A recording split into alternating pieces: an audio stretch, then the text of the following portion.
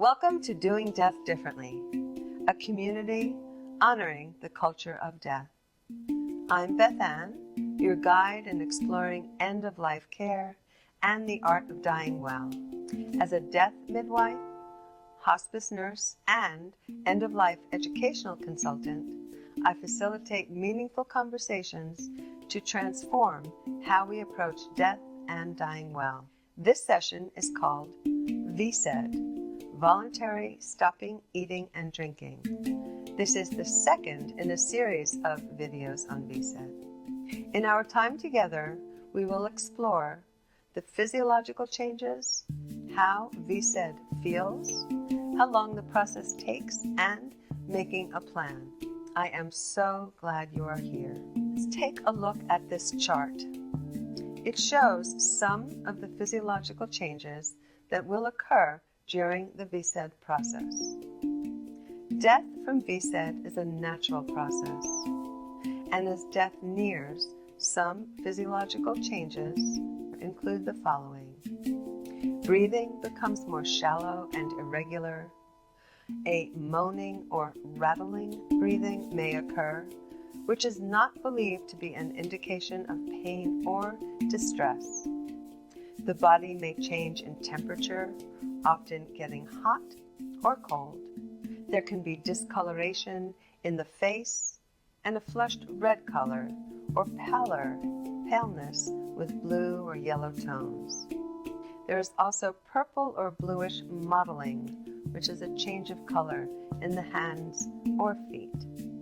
The most frequently reported symptoms that people experience include thirst or a dry mouth, occasional hunger, feelings of uncertainty about death approaching. Dehydration from VSED affects the kidneys and heart. And some people may experience confusion, delirium, or agitation during the process as the organs shut down and chemicals in the body change. Again, these symptoms can typically be managed and you can be kept comfortable. Since VSED is a natural process of dying, individuals can have a wide range of symptoms and experiences. Unwanted symptoms can typically be managed with medications and healing techniques. Some people express a sense of peace that they can stop fighting, and they describe feeling euphoria or pleasant lightheadedness. Researchers believe there is an analgesic effect caused by dehydration that may explain this response.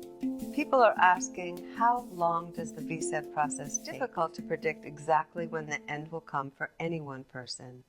It depends on physical condition, age, medications, the illnesses, your height, your weight, fluid retention, ability to remain completely free of all fluids, and a readiness to let go. For a terminally ill person, the process may take several days to several weeks after intake of food and water stops. Some people experience unconsciousness in as little as 2 or 3 days. For those, though, without a terminal illness, the length of time to death tends to be longer.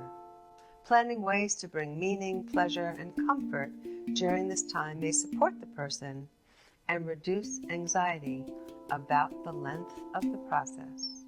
The dying person may want to choose from favorite movies, music, or poetry to read. They may want to share memories or favorite stories, or even look over photo albums. Keeping a journal in the form of written, audio, or video notes for loved ones. Sometimes people create a type of legacy project to leave behind for their loved ones. You can ask a caregiver to apply body lotion to keep your hands and skin hydrated, or use gentle touch or massage to ease suffering. So here are some frequently asked questions. People wonder, can you speed up the dying process? Individuals and their loved ones who consider this option should understand the sheer importance of stopping all fluids, including ice chips, once the fast has begun, in order for death to occur within the shortest interval. Intake of even small amounts of food or water can prolong the dying process, but it is up to the patient to determine their own intake. Hunger usually disappears quickly. The no drinking and the thirst can be more difficult. Another question, can't I just stop eating? And isn't hydration more important for comfort?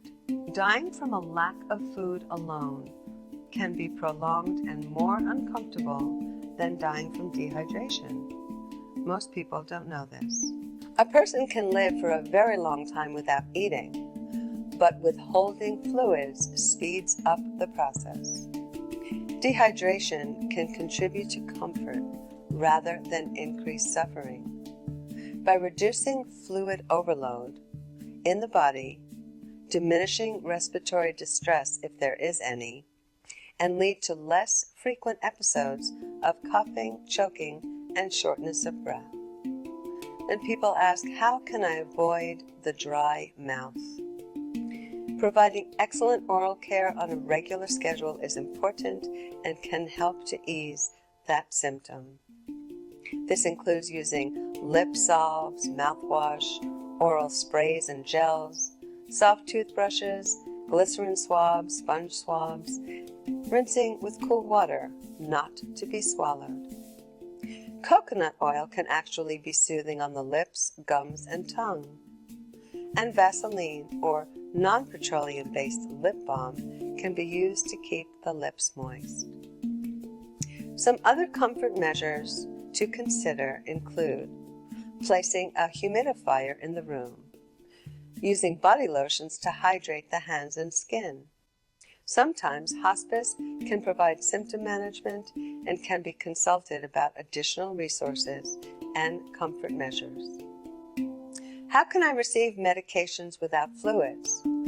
So it's important to review all your medications with your doctor before beginning VSED. Your physician may recommend you avoid medications that cause dry mouth or thirst, and also to stop some medications, such as those for heart disease or diabetes, which may secondarily speed up the dying process without increasing discomfort.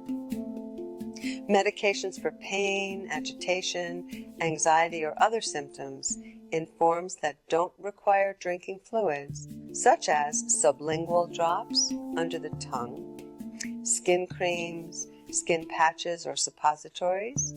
And finding the best combination of medications to meet your needs may require some adjusting, and many of the medications used at the end of life do have a sedative effect and cause drowsiness, which may lessen possible symptoms of discomfort in the VSED process.